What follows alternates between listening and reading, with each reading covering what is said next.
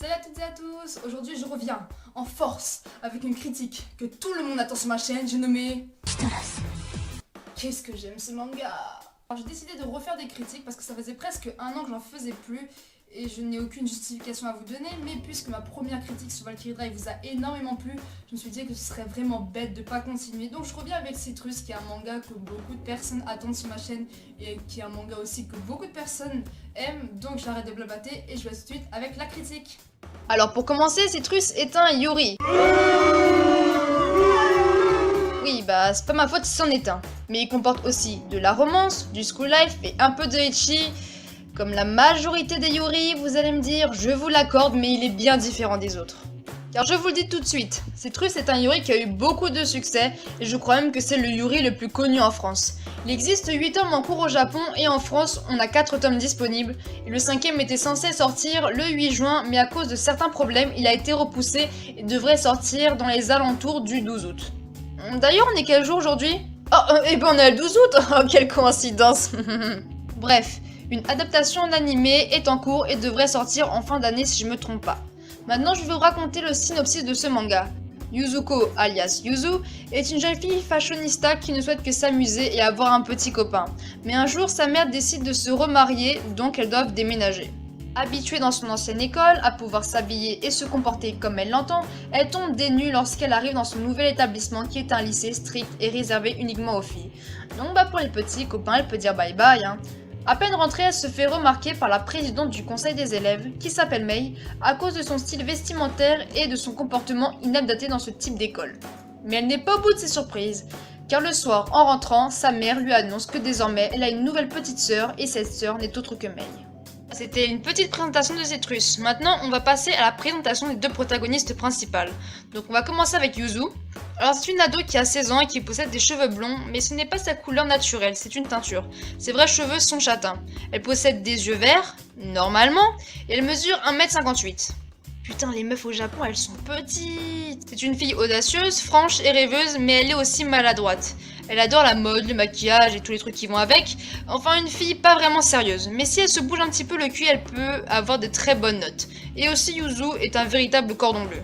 Maintenant, passons au personnage que je préfère de tous les mangas confondus.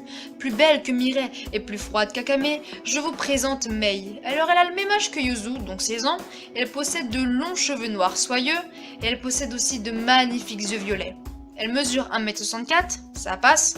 Sous sa personnalité, on peut dire que Mei est froide, sévère, cruelle, mystérieuse, intelligente et franche, mais au fond c'est une fille sensible, brisée, qui se sent seule, mais qui essaie de le cacher avec son attitude froide envers ses camarades et même envers sa propre famille. À mesure que l'histoire avance, elle change lentement et devient un peu moins froide avec Yuzu, et elle devient même un petit peu plus attentive envers elle malgré qu'elle ait toujours du mal à être honnête et à comprendre ce qu'elle ressent. Car avant Yuzu pouvait mourir, mais elle s'en foutrait complètement. Et aussi elle a un petit faible pour tout ce qui est donc des ours en peluche. Elle est la présidente du conseil des élèves et elle est aussi la petite fille du directeur. C'est une fille qui a toujours des excellentes notes et qui veut devenir le prochain directeur de ce lycée. Avec tout ce que je vous ai dit d'elle, vous devez sûrement vous dire que Yuzu et Mei sont carrément les deux opposés. Mais elles ont certains traits de caractère en commun. Par exemple, elles sont toutes les deux très têtues, possessives, franches et se sentent parfois seules et ont un passé assez douloureux. Car Yuzu a perdu son père à l'âge de 5 ans et Mei n'a vécu ni avec sa mère ni avec son père. Par ça, elles sont complètement différentes car elles montrent leurs sentiments de manière complètement différente, mais hormis tout ça, je trouve quand même qu'elles sont assez complémentaires. Maintenant que vous en connaissez mieux sur ces deux personnages, je vais vous faire un court résumé du premier chapitre. Yuzu prend un café avec ses potes, tout en parlant de leur statut amoureux.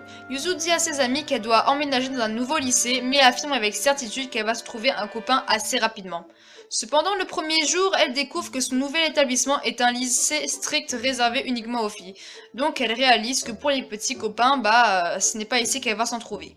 Puis elle se fait arrêter par une élève du conseil des élèves qui lui explique que son maquillage, son portable, ses vêtements, en gros tout ce qu'elle porte, est interdit dans le règlement du lycée. Donc Yuzu commence à s'énerver contre elle et contre le règlement, mais Mei intervient et dit que si elle veut intégrer ce lycée, elle devra se soumettre aux règles. Mais Yuzu et son attitude têtue répliquent et ne se laissent pas faire.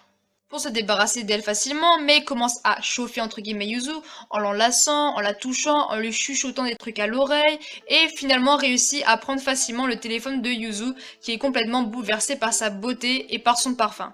Plus tard, elle rencontrera son professeur principal et se fera une nouvelle amie qui se nomme Harumin. Cette dernière lui expliquera un peu plus sur Mei, sur son comportement, sur son statut et même sur son passé. Puis Yuzu réussit à récupérer son téléphone et aperçoit au loin son professeur, donc elle décide d'aller vers lui pour lui demander son numéro.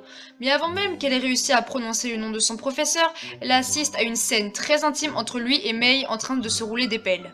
Yuzu, complètement choqué, se cache mais continue d'observer cet acte sans intervenir, mais manque de discrétion, Yuzu se fait repérer par Mei et décide de partir en courant et se dirige vers sa maison.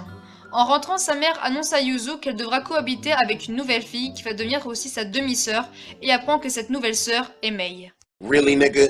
Après cette terrible nouvelle, Yuzu veut se changer les idées et prend un bain tout en pensant à ce qui s'est passé cette journée et surtout en pensant au baiser entre Mei et son professeur et commence à se poser des questions. Après avoir fini son bain, Yuzu veut essayer de reparler à Mei pour repartir sur de bonnes bases, mais Mei s'en fout et l'ignore complètement.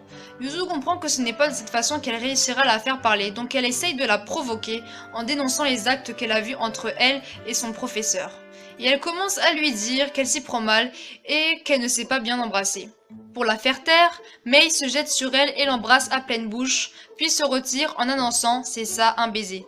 Après ça, elle quitte la pièce et laisse Yuzu complètement déboussolée.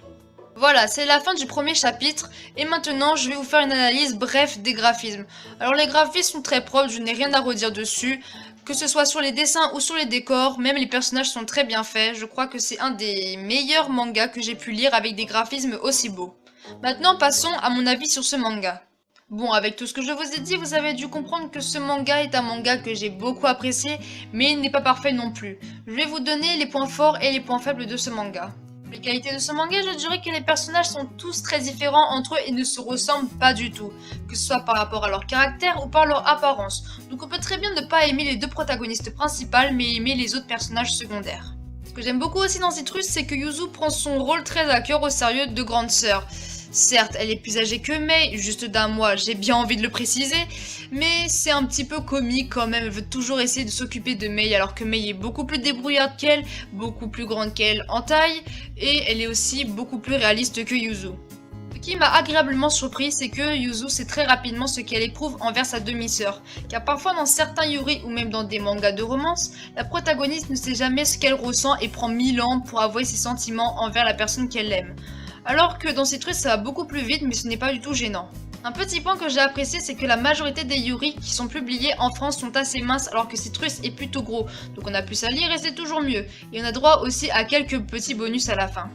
Je trouve aussi que l'histoire est assez entraînante, les situations sont drôles, les personnages sont attachants, et le fanservice n'est pas pesant, pas comme dans Valkyrie Drive ou dans Fairy Tail. Ce que j'ai beaucoup aimé, c'est que ce manga traite aussi de l'acceptation de soi, de ses choix, du regard des autres, du racisme, de l'homophobie et d'essayer de se cacher pour ne pas paraître différent aux yeux des autres. Il y a encore plein de petites choses qui font de ce manga une perle rare. Le petit défaut que je trouve, qui est un petit peu chiant je dirais, c'est que je ne comprends pas et je ne comprendrai jamais ce que Mei ressent envers Yuzu. Je pense que ce n'est pas l'histoire qui est mal faite ou quoi que ce soit, mais je pense que c'est l'auteur qui a du mal à faire ressortir les mots. Alors certes, Mei est froide et aussi cruelle, elle embrasse Yuzu alors qu'elle n'a aucun sentiment envers elle, c'est juste pour la faire taire, mais franchement je crois que Mei n'est jamais claire sur ce qu'elle ressent ou ce qu'elle veut au moins faire démontrer, mais ça peut ne pas être pris comme un défaut, ça peut être pris comme un petit mystère qu'on laisse planer autour de leur relation. Le dernier petit défaut que je donnerais, bon c'est pas forcément dans le manga même, mais par exemple nous en France on est super en retard. Au Japon ils sont déjà au 7ème et ils sont déjà commencé à faire le 8ème et nous les Français on va recevoir le 5ème juste cette semaine alors que les Anglais ils sont beaucoup plus avancés que nous. Donc j'aimerais aussi que les Français se manient un petit peu le cul. Je sais pas si c'est un problème de traduction ou un problème d'auteur ou je ne sais quoi, car moi je l'attends avec impatience le tome 5. Si je devais donner une note à Citrus, je pense que je lui donnerais 18,5 sur 20, car c'est un des meilleurs yuri que je n'ai jamais vu, mais ce n'est pas le meilleur yuri que je connaisse. Mais ne vous inquiétez pas, je compte bien faire une critique sur mon yuri préféré. Je pense que je ferai une seconde critique sur Citrus, mais quand il sera terminé, parce que là c'était plutôt une critique globale de ce manga. Donc voilà, ma critique est terminée, donc j'espère qu'elle vous aura plu. Vous pouvez aimer, commenter, partager et surtout vous abonner pour ne pas manquer mes prochaines critiques que je ferai. Bon c'est pas tout, mais moi j'ai un yuri à aller acheter. Allez, salut!